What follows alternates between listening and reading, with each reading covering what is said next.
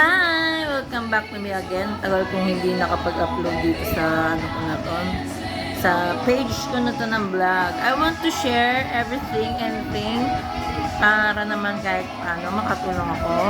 Baka maging kahit paano ma-inspired kayo dito sa kwento na mga pinagdaanan ko. Sino nga ba ang nag-iisang anak na umalde ni Teodoro dito sa Bataan? Ayan ang tatay ko, sa si Teodoro Umalde. Yung nanay ko naman yung nasa kanan, siya naman si Delia Medina. Kuha yan ng nanay ko nung nasa Dubai siya, kasi doon sila nagkakilala ng tatay ko. Ako ay bunga ng maling pagmamahalan, ika nga. Pero dahil Muslim ang tatay ko, kaya po pwedeng mag-asawa siya kahit na ilan. I want to share lang this, baka kasi mamaya makatulong din sa inyo, diba? Alam ko marami ding makaka-relate dito sa akin na broken family. Lumaki ako na nanay ko lang ang kasama ko. Ang tatay ko nasa abroad lang sa Dubai. Nagtatrabaho nga siya doon noon. Basta alam ko lang nasa Dubai siya, nasa abroad siya. Basta pinadadala niya ako ng monthly allowance. And then sumusulat lang siya sa akin every month nga. Di pa uso niya yung cellphone eh. Picture lang. Papapicture pa kami sa studio ng nanay ko noon eh. Pag nagpa-picture kami sa studio, padadala yun na nanay ko doon sa tatay ko. Basta alam ko, ganun lang. Alam niyo ba, yung pamilya ko, actually malaki. Pag nga nagawa ko ng family tree, hanggang ugat meron eh. Kasi may 3 kong kapatid sa nanay na lalaki. At sa tatay, 7 kami. Imagine, di ba? Ilan, ang dami. Pero sa nanay at tatay ko, ako lang talagang mag-isa yung anak nila. Guys, hindi din naging madali ang buhay ko ah. Actually, naging sutil na anak din ako sa nanay ko noon. Suwail talaga ako. Na parang nito lang, na-realize ko na, ay tapos na ako sa part na yun.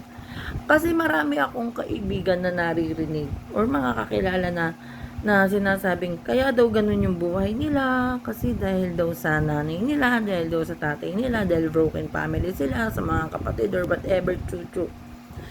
Guys, ang buhay mo, buhay natin, ikaw ang gumagawa niyan. Hindi mo dapat isisi sa iba yan.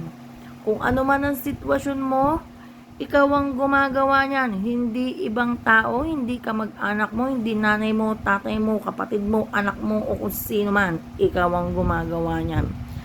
Huwag mong isisi sa iba ang sitwasyon na kung saan ikaw ang mismong gumawa. Tandaan mo, nasa sa tao yan kung paano mo huhubugin ang sarili mong buhay. May mga kaibigan ako na nawala ng parte ng pamilya.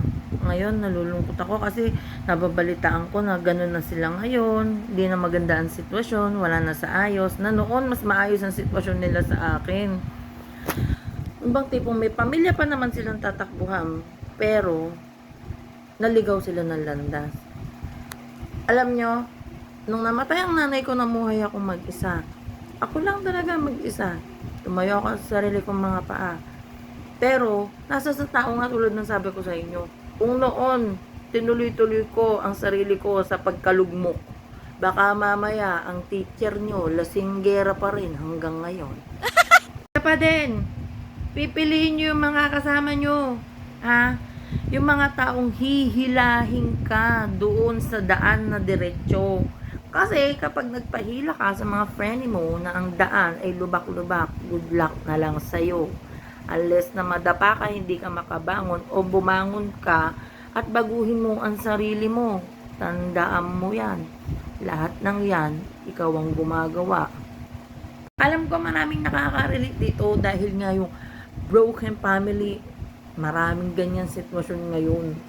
Pero, tandaan mo, anak, huwag kang patatalo sa anumang emosyon mo. Isipin mo lahat ng positibo.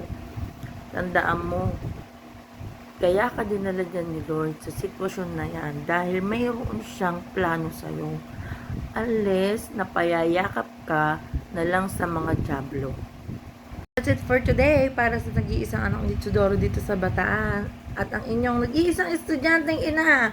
Go graduate na on next vlog again. Bye!